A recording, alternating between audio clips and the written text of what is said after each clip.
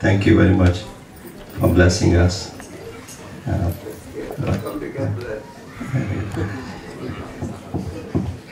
His Holiness Gopal, Krishna Gopal Goswami Maharaj ki. I welcome all of you. For those who are coming for the first time meeting Guru Maharaj, I'll just mention a few words with your permission, Guru Maharaj, just so that they know.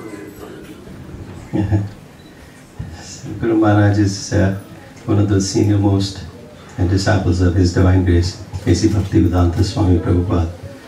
And he has been serving Srila Prabhupada from the age of 25 years.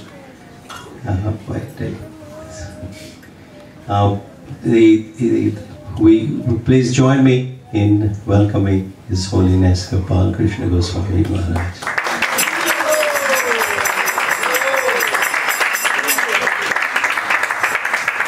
Very happy to be here in Mother's house.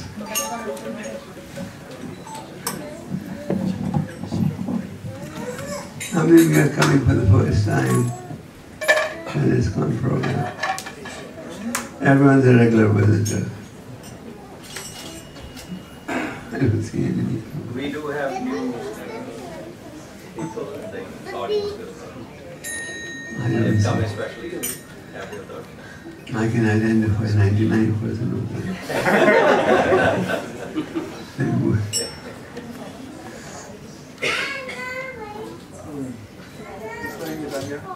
Who's playing with Anya? So we'd like to welcome everyone to the program this evening.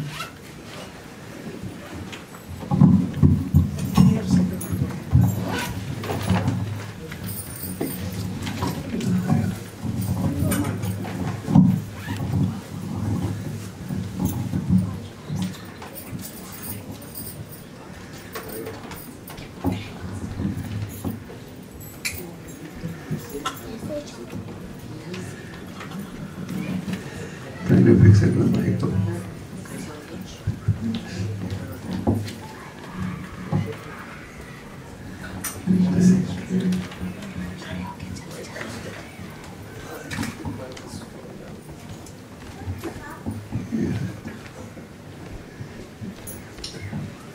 Can I assume that everybody sitting here is interested in spiritual advancement? Yes or no? Yes! Because if you're not interested in spiritual advancement, then we'll take on a different topic. In the program I had last night, some people asked the question on 6 principles of surrender. So I thought we could discuss that. Is that okay? Yes. Yes. Om Namo Bhagavate Vasudevaya. Om Namo Bhagavate Vasudevaya. Om Namo Bhagavate Vasudevaya. Om Namo Bhagavate Vasudevaya. Om Namo Bhagavate Vasudevaya. Om Namo Bhagavate Vasudevaya. So I'm going to read to you a verse from the Chaitanya Charitamrita.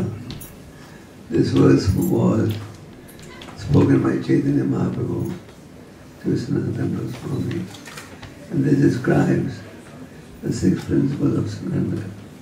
Can everybody hear me clearly? No. Can you hear in the back? No.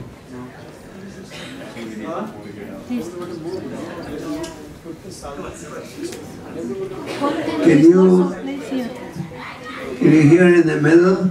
Yes. And in the back? Yes or no? Yes. Well, some are saying no, some are saying yes. Yes, lot of room here. Lot of room here. Okay, we're a little late in starting, so we better start. Okay. So Maharaj will read the translation and purport.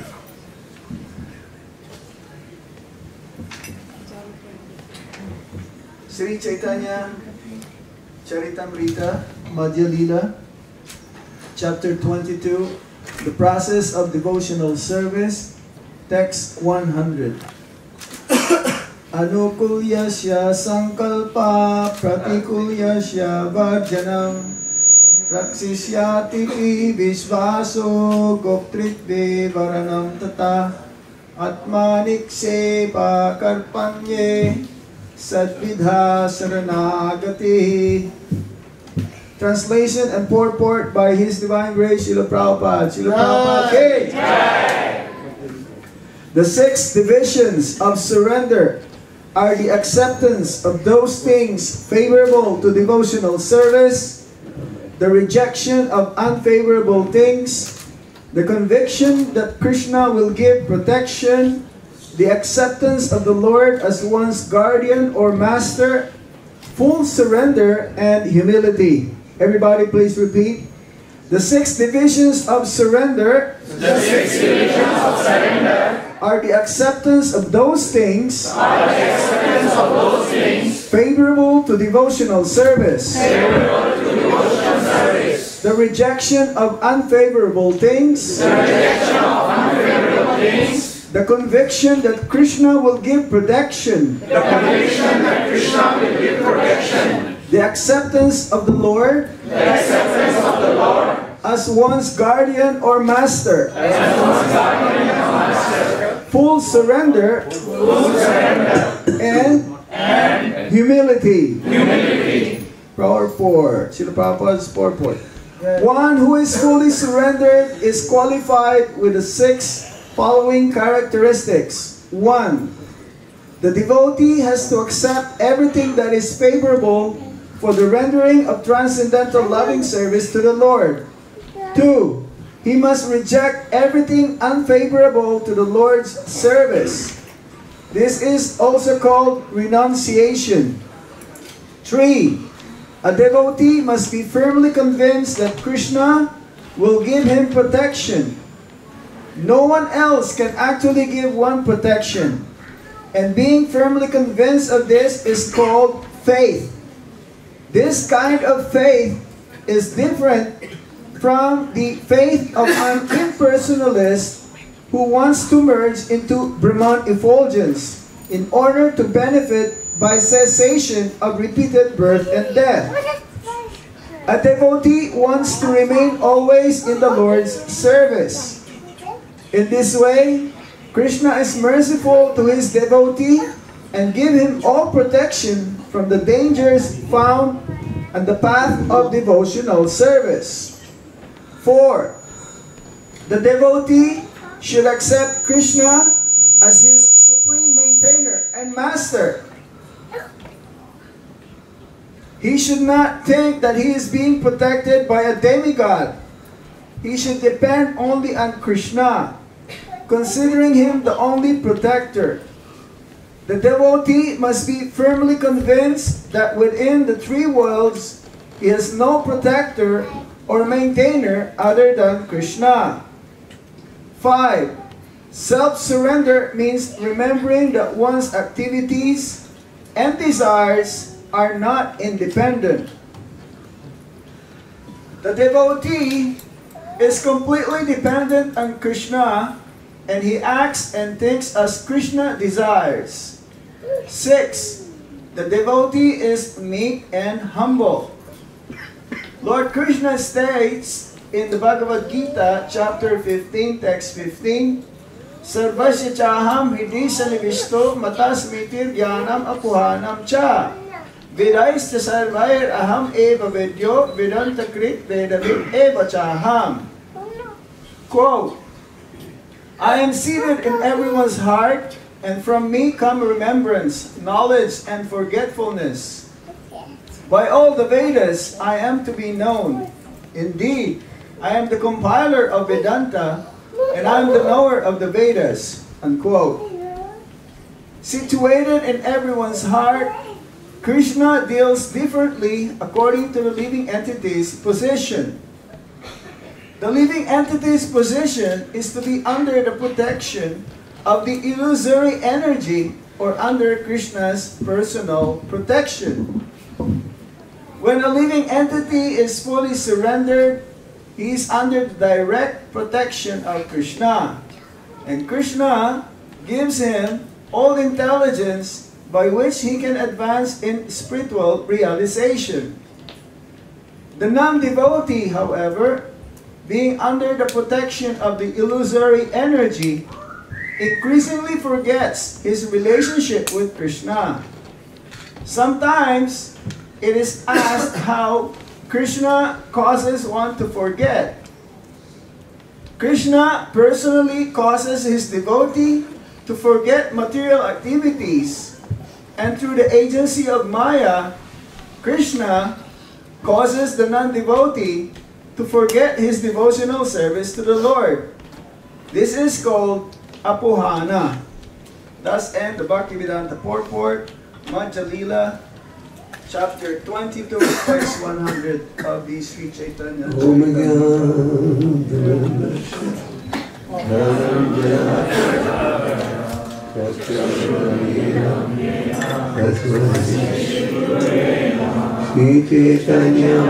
Hare Krishna. We're starting a little late today. How many of you have a set of the Chaitanya Charitamrita at home? And how many of you read it regularly? Okay. So many of you haven't. We don't read it. But we should make a point that we also read it regularly. Prabhupada described Bhagavad Gita to be like a high school. Srimad Bhagavatam to be college. And Chaitanya Charitamrita to be postgraduate. So in the Chaitanya Charitamrita, compiled by Krishna Kaviraj, we read about Chaitanya Mahaprabhu, who is none else but the Supreme Personality of Godhead, and his pastimes, and his teachings. There are different presentations of Chaitanya Mahaprabhu. We have Vrindavan Thakur, who presented Chaitanya Bhagavat, and then you have Chaitanya Mangal, presented by Lochan Thakur. And then you have Chaitanya Charitamrita, presented by Krishna Kaviraj. So Chaitanya Charitamrita gives very valuable instructions on the process of devotional service. The conclusion of the Srimad Bhagavatam is pure devotional service. The conclusion of the Bhagavad Gita is pure devotional service. And the conclusion of Chaitanya Charitamrita is also the same.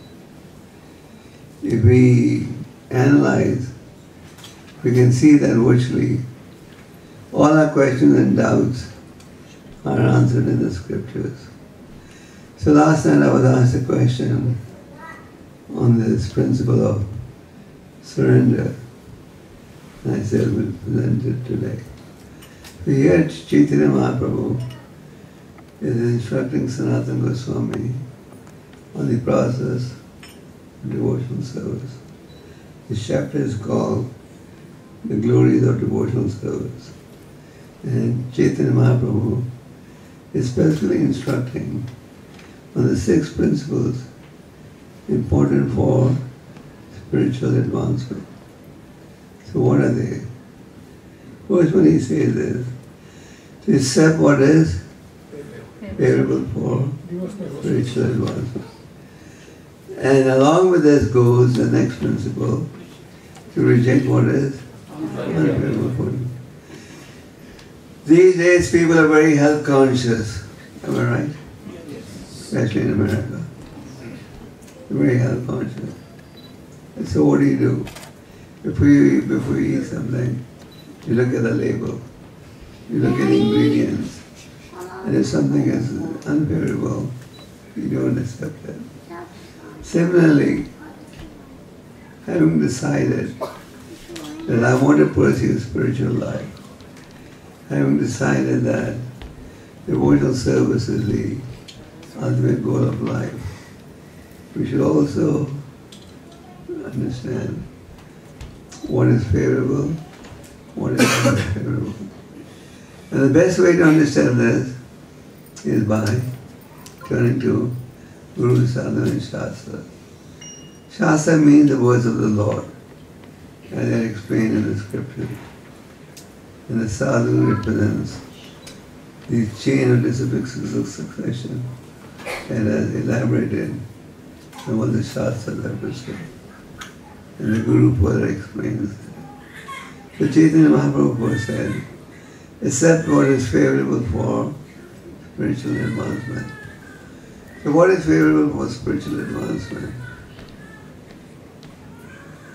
Spiritual association. That's favorable. Chanting the holy name. Spiritual association is very important. If you read our scriptures carefully, you will see that again and again this principle of spiritual association is emphasized. So we should cultivate and take advantage of spiritual association. Then what else is necessary? Chanting the holy name. Chanting the holy name can be done attentively or inattentively. Doesn't matter how you chant, the holy name is beneficial. But if you chant the holy name regularly, the holy name will work wonders. Chaitanya Mahaprabhu instructed his followers to write books on devotional service. But he himself left behind only 8 verses that we identify as. And in the first verse he says, by the chanting of the holy name, the heart gets cleansed. So this chanting of the holy name is a must if you want to make spiritual advancement. And this chanting is recommended in the scriptures. It's not that Prabhupada gave something imaginative or he concocted something. Chaitanya Mahaprabhu had predicted that this chanting will spread to every town and village of the world. And today you can see in every corner of the globe, people are chanting the holy name. So chanting the holy name, staying in devotee association are favorable. What else is favorable? Studying the scriptures. The scriptures are books of knowledge. Just like in the material world, we read books. Let's say doesn't matter what profession you are in.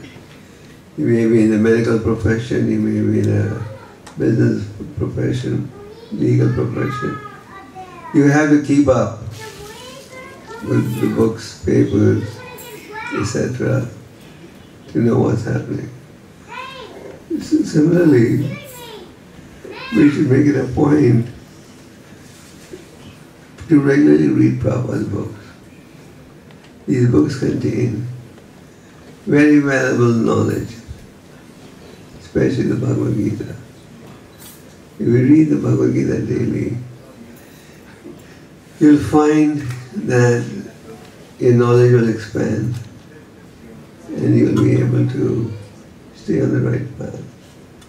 Our Chaitanya was in southern India and he went to a temple in Sri Rangam. There he saw there was an uneducated Brahmin.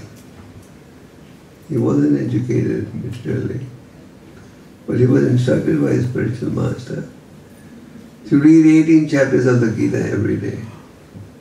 So every day he would sit down at a particular spot and recite the 18 chapters of the Gita. The Brahmin was uneducated. So some shlokas he would pronounce correctly, some he would pronounce incorrectly. And he wouldn't even understand the meaning of many of these verses. But still, because he was instructed, he would do it every day. And when he was reciting the Gita, tears would be coming from his eyes. And Lord Chaitanya could identify that he was displaying symptoms of ecstasy. So Lord Chaitanya approached him and asked him, "Oh Brahman, what is it in the Gita that is making you display these symptoms?" So the Brahman explained. He said, "Sir, I am uneducated. I can't even read properly, and I can't understand properly. But I was ordered to recite 18 chapters of the Gita every day. Now I am trying to do that. And when I read the Gita, because I make so many mistakes, the people around me are laughing at me. But because I was ordered, I'm doing this every day. And when I see the Supreme Lord becoming the chariot driver of his devotee Arjuna, when I see the humility of the Lord, tears come to my eyes and my body trembles. Lord Chaitanya then embraced him and said, "You have really understood the meaning of the Gita." And then Lord Chaitanya kept him with him for 4 months and instructed him on the meaning of the Bhagavad Gita. So Prabhupada explains that here was a Brahman who was materially uneducated, but he carried out the instruction of his Guru to recite 18 chapters of the Gita. And he did that, so what happened? In the end, he had the privilege to see the Lord himself. The Bhagavad Gita is a book of knowledge, and the philosophy presented is for entire humanity. As some of you may know, Prabhupada's Bhagavad Gita has been translated in over 80 languages of the world. And people are reading the Gita.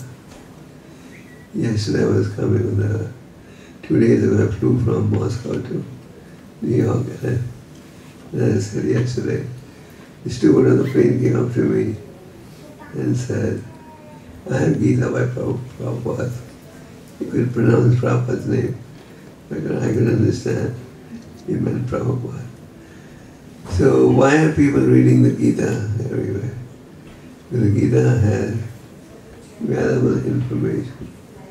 So Gita presents Krishna as the Supreme Lord. Gita presents Bhagavad Gita, devotional service, as the medium through which you can understand the Lord. So reading the books, reading the Gita is also very helpful. These days people under depression, mental agony, etc. And all this can be relieved by regularly reading Bhagavad Gita. How many of you read the Bhagavad Gita every day? Even if you read 1 or 2 verses, read it every day. And read it with a purpose. Not that you just read a translation or thinking you understand everything. Reading the purpose are very important. In the purport, the Prabhupada explains, the Lord says what it means. So these are items that are favorable. Spiritual association, studying the books, chanting the holy name. What else? Association. That's already said. Then associate, deity worship. If you're Brahmanically initiated, then you can serve the deities, cook for the deities, dress the deities. And even if you're not Brahmanically initiated, you can worship the deity by offering your obeisances to the deity. The Lord is so kind, He manifests Himself in the Archa Vigraha form. This Archa Vigraha is not different from the Lord.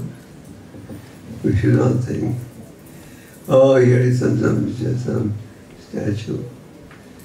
Here is the form of the Lord. The Lord appears as Archa Vigraha and gives us an opportunity to engage in the service. Prabhupada introduced deity worship in the Western world. In the Eastern world, in India, people were already exposed to deity worship. But in the Western world, Prabhupada presented deity worship, and everyone appreciates this as a wonderful opportunity to serve the Lord, serving the deities. What else?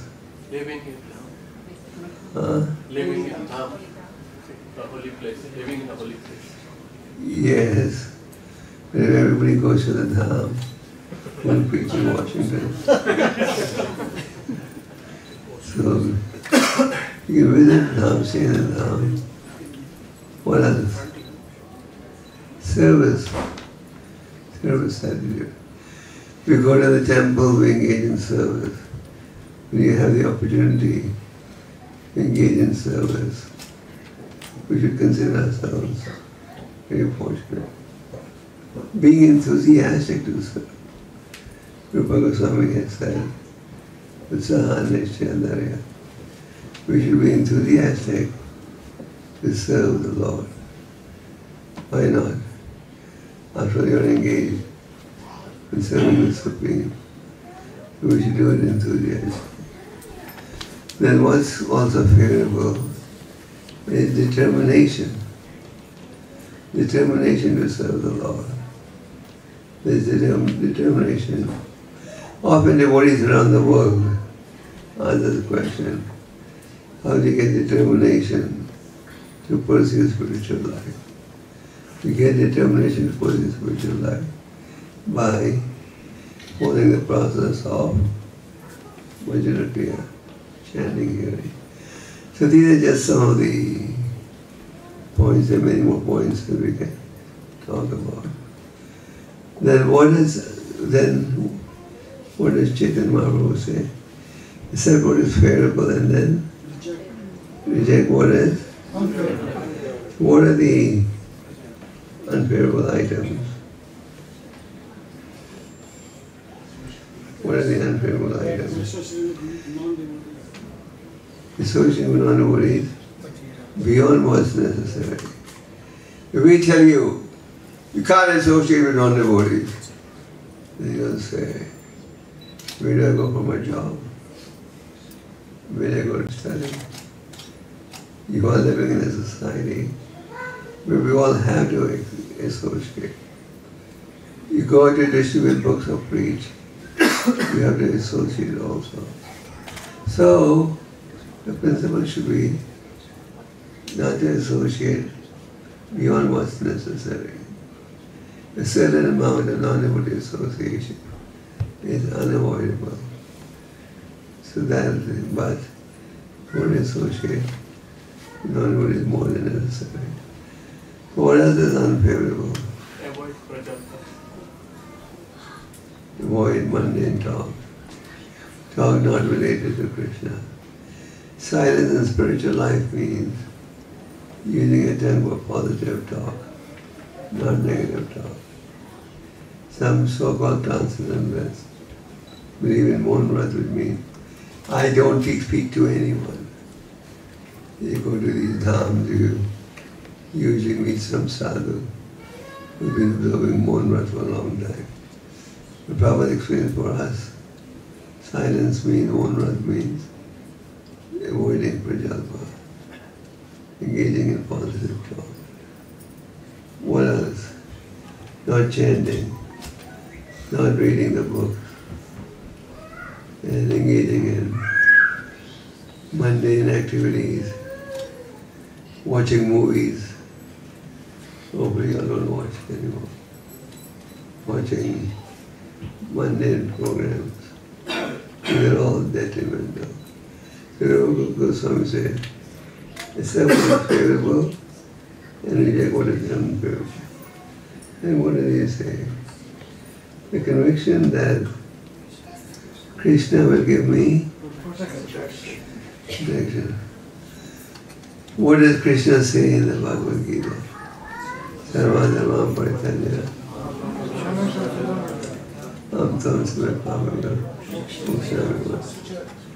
Give up all varieties of religiousness and just surrender to me.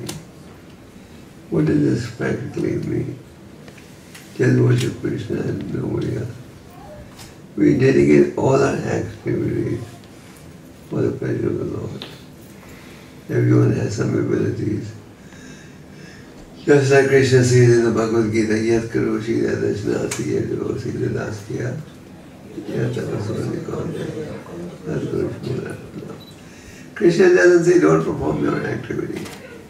Sometimes people say, if I become Krishna conscious, I'll have to give up this. Krishna doesn't say abandon your professional activity, abandon your educational goal. No. Krishna says, whatever you do it as an offering unto me. Some of you may be studying, some of you may be working, some of you may be housewives, or whatever it is. Meditate that the purpose of this activity is to please the Supreme Lord. And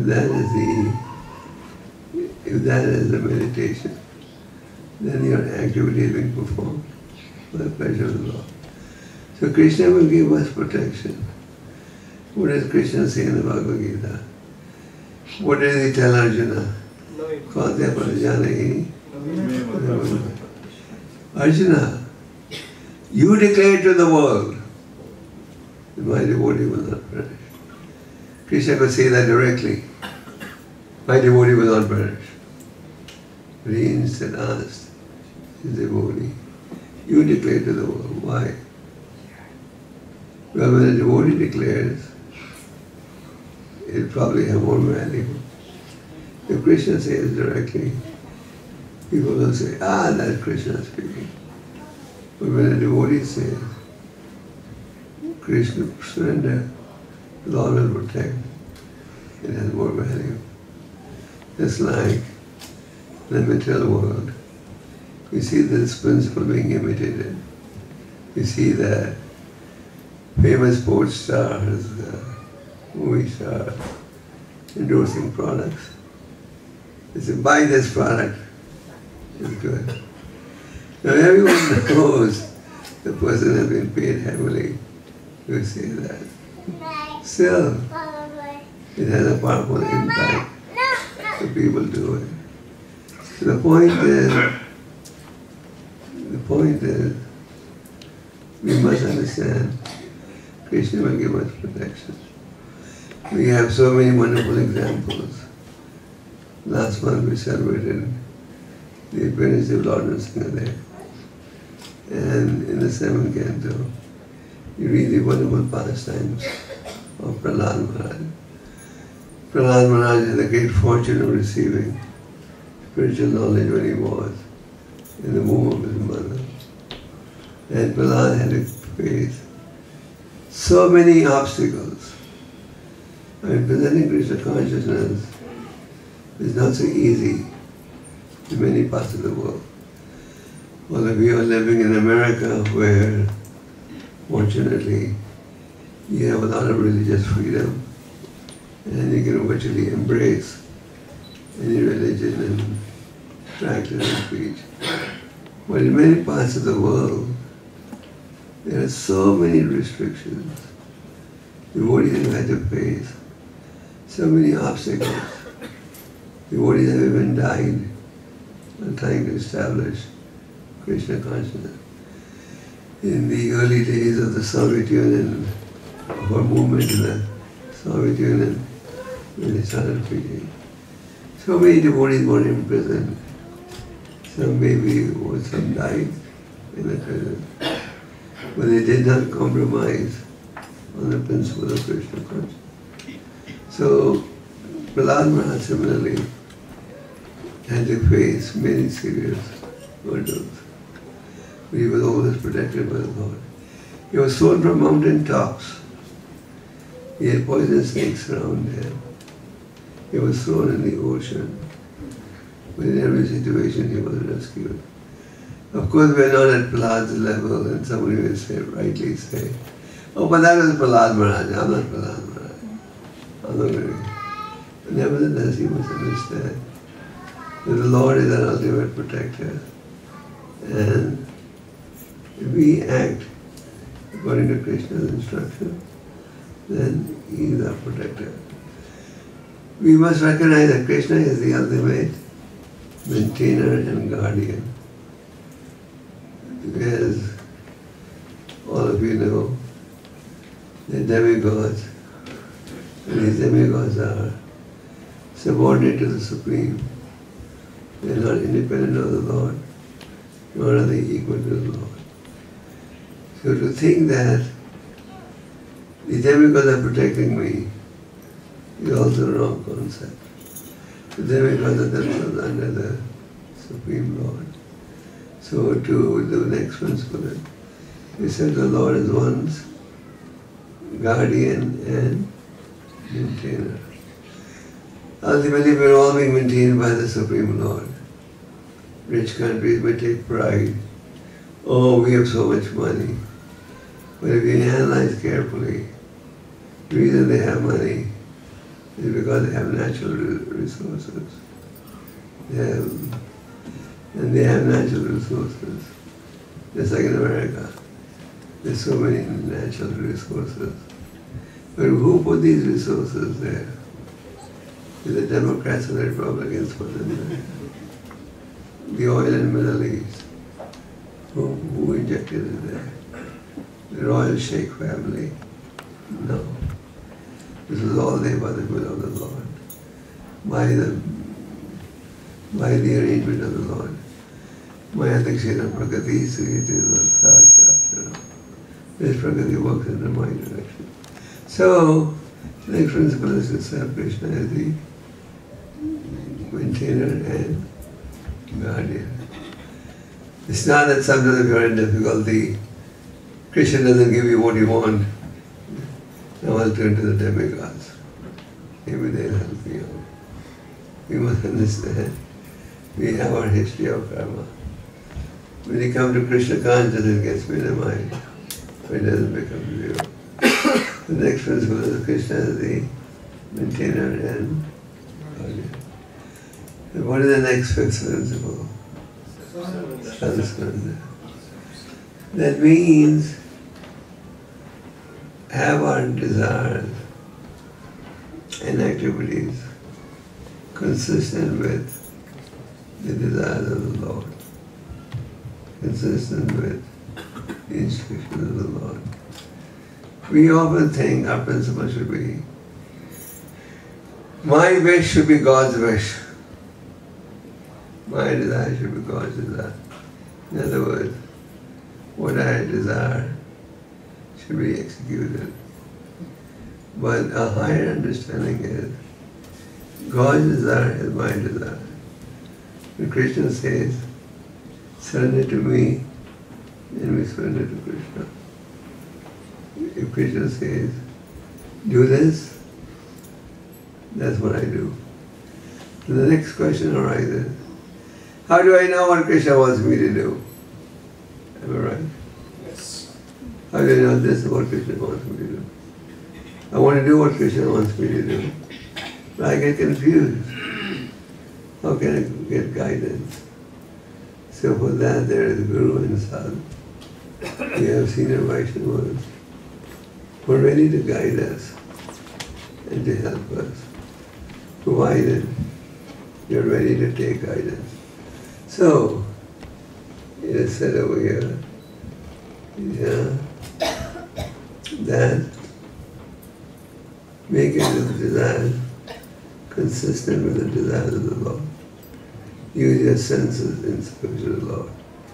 And the last one is humility. Chaitanya Mahaprabhu in the third verse of the sixth Shastra emphasizes the importance of humility. What did he say in the third verse?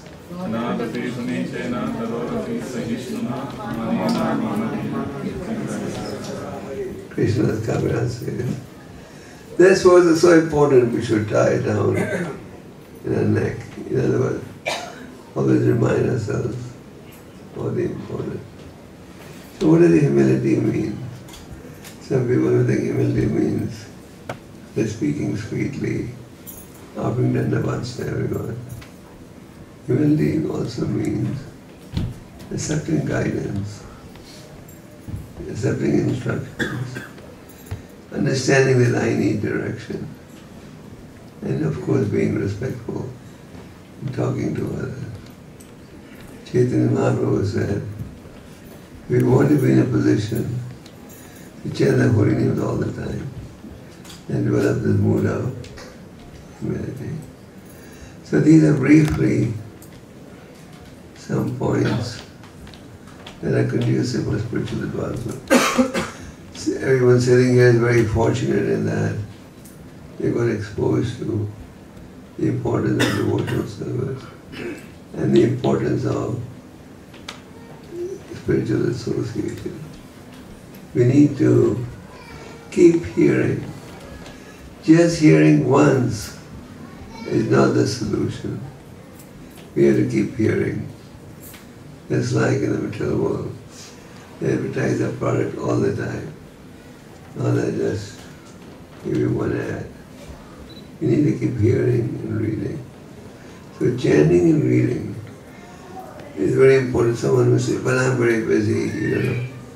We all have activities to do, but we have to establish priorities. If we emphasize the importance of reading and chanting in order to make spiritual advancement, then the Lord will also help.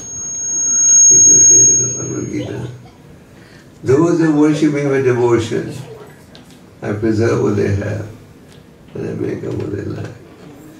So we may have so many weaknesses, so many inabilities. The Lord is ready to help us. We make a sincere endeavor. And a sincere endeavor begins with chanting and hearing. Chanting the holy name, studying the scriptures, staying in devotee association. That will help us to make spiritual advancement. Hare Krishna. I will leave some time for questions. Any questions or comments? Yes. Guru Maharaj, in the Purport Prabhupada explains that the second principle almost equates like renunciations. Rejecting means renunciations. So Prabhupada in the Purport explains the second principle. Yes. Rejection is a renunciation. So for the Grahastha people, householders, renunciations is how that happens. We reject what is unfavorable. Prabhupada doesn't say you abandon your responsibilities. A householder has a responsibility to take care of family, children. So he should do that. Prabhupada doesn't say people should not work, should not do jobs, should not be professionals. No. But don't misuse it. And along with your material activities, also pursue spiritual activities. That is what Krishna consciousness means. Krishna told Arjuna, the mind and intelligence dedicated to me, why? It means do your duty. So we balance our material activities by also pursuing spiritual activities at the same time. That is genuine renunciation. Bhagavad Gita gives an example. Lotus leaf is in water, but not touched by the water. So stay in the material world, stay in Washington. We don't say go back to Vrindavan. But work in the spirit for serving the Lord. And don't over-endeavor. Sometimes we over-endeavor to the extent, I don't have time for chanting, I don't have time for spiritual activity. Avoid that. Have a balanced approach.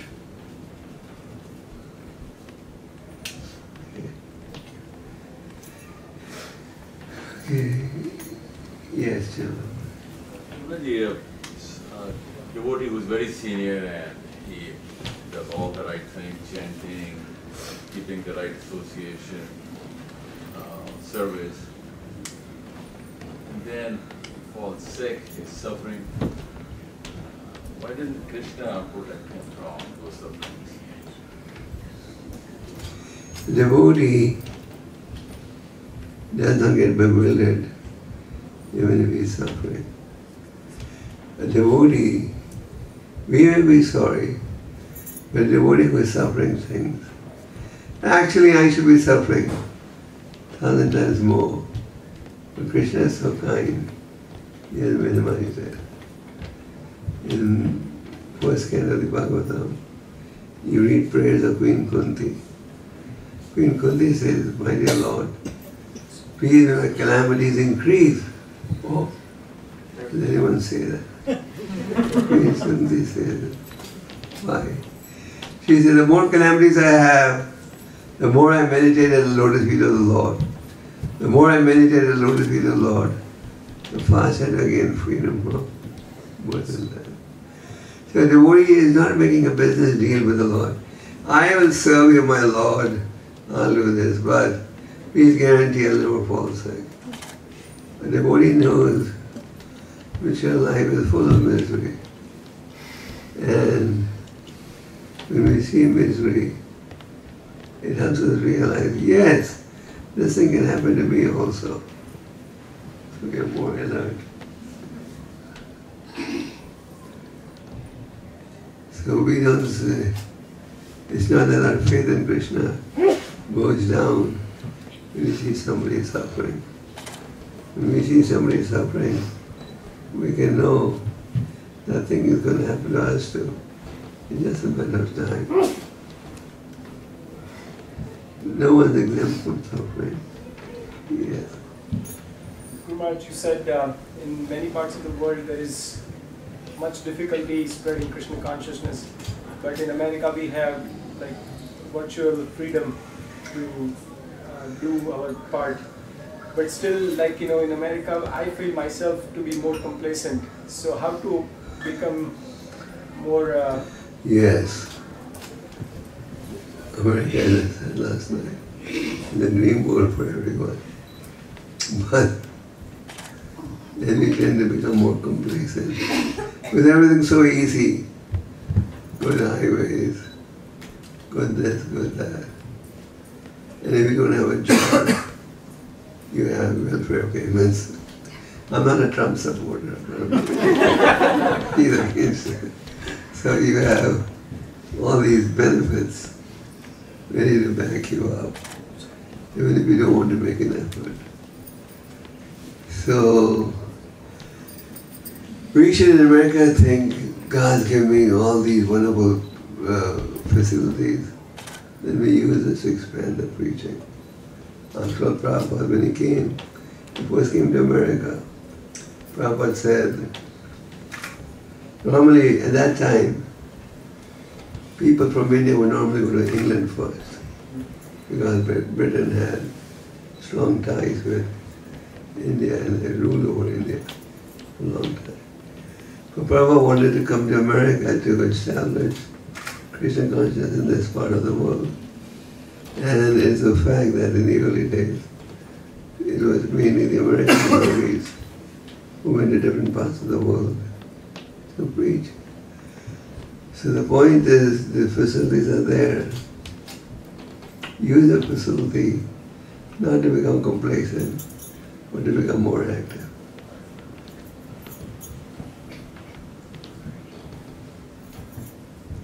That's why you also need spiritual guidance and association. Okay, any more?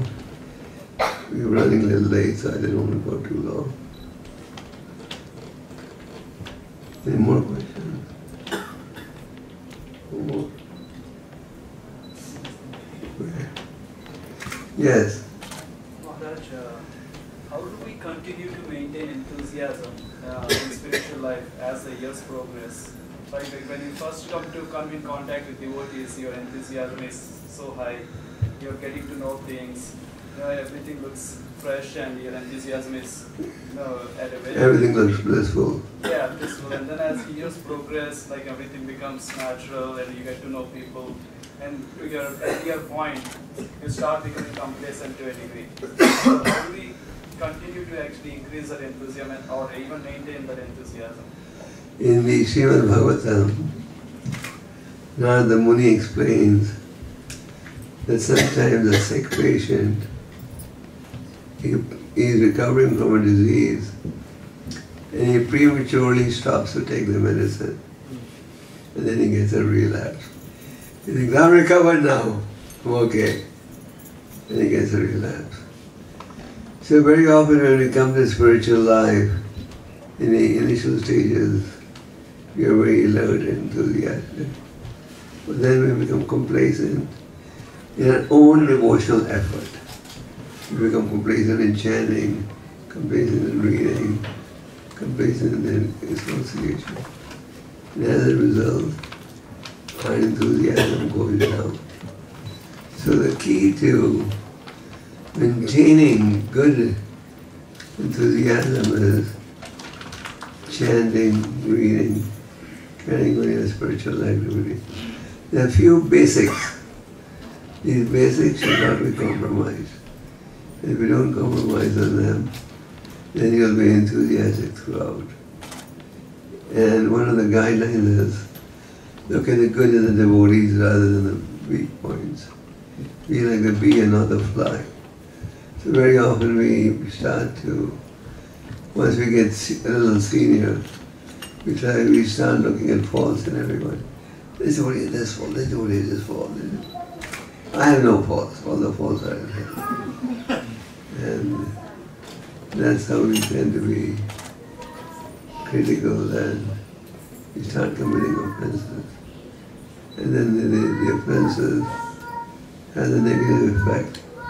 It reduces your enthusiasm. Okay? Good question. Any more questions? Yes. Sometimes we see some people have full faith, like we should do chanting 16 rounds, we should read these pictures and hearing, but they are not able to follow that guidelines. Themselves. So, yes. So how we can... Doesn't matter. Best is to practice what we preach.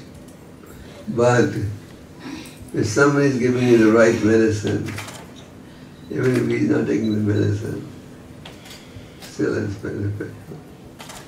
I asked a devotee in Russia last year, how did he become a devotee?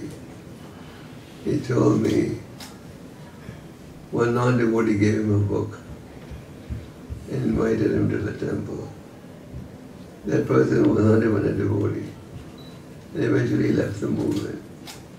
But he inspired somebody else to become a devotee. So it doesn't matter if that other person may not be practicing, but if he's giving you the right message, chant Hare Krishna, read the Gita, associate with him, then you should accept it. You should not think, hey, that guy is not practicing, why should I follow it?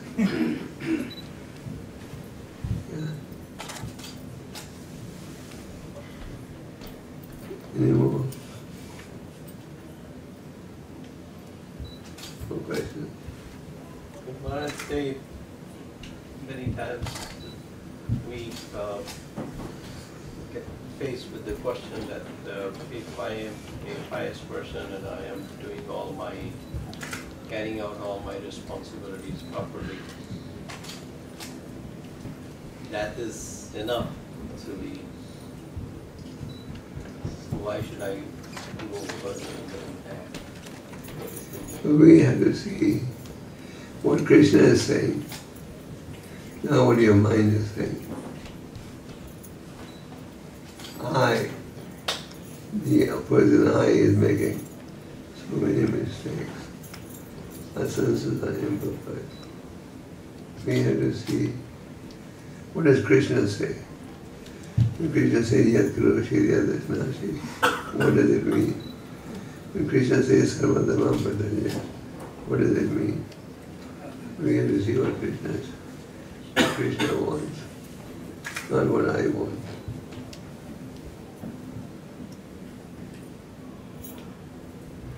The material mind is always cheating us. It is cheating us.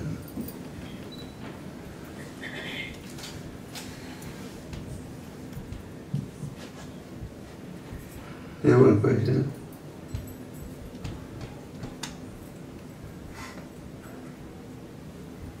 Yes. Very good. I wanted to know, as Prabhuji mentioned, that a devotee who became very sick, suppose a devotee becomes so sick and he's not able to perform any devotional service, in that state, is he going towards a spiritual setback? Is that a setback to his advancement? If somebody has served Krishna, then he becomes sick. What can he do? Even if a devotee is sick, he still remembers Krishna and chants the holy name. Krishna sees in the position you are, is serving or not serving. If a devotee, when he was healthy, enthusiastically served, then he becomes sick, he's still fully protected by the Lord. The Lord remembers the service he did. Krishna sees what you have and what you're giving. If you have good health, are you giving it to Krishna? Or are you using it for your social life? If you have money, are you giving it to Krishna? Or banking everything and telling Krishna, Krishna says, so I eat of golden plates, and Krishna eats of leaf plates. So Krishna sees how much are we keeping, how much are we giving. You can get good tax lawyers and avoid the government agencies, but no tax law can hide from Krishna. Krishna knows everything. Yeah. Okay, it's getting late. Any more? No more questions? Yes. Can I ask in Hindi? Yes. क्योंकि हम जो कर्म करते हैं daily तुमको कर्म divide किया जाता है कर्म अकर्म अब इनकी मतलब इन कर्मों से ही हम कृष्ण भावनामृत हो सकते हैं बट इनकी जो बारीकियां हैं that Krishna say it's very difficult to understand वो कौन सी बारीकियां हैं जिससे कि हम ये जो मैं कर्म आज कर रहा हूँ whether it will lead me to Krishna भावनामृत इसके लिए आप समझ गया in my atma or how can I feel in my heart or how can I feel in my body therefore it's better to be careful he says it's very difficult to understand those बारीकियां जो है वो मैं हम confuse हो जाते हैं कर्मा क्या है अकर्मा क्या है और कर्मा का अर्थ है वो कार्य जो आप करते हो 100% भगवान की खुशी के लिए और कर्मा है भौतिक जिम्मेदारियों का पालन करना तो अकर्मा कार्य से आप भगवान के धाम में जा सकते हैं और अगर कन्फ्यूजन है ये कार्य कर्मा है अकर्मा है तो गुरु साधु से पूछें anything else?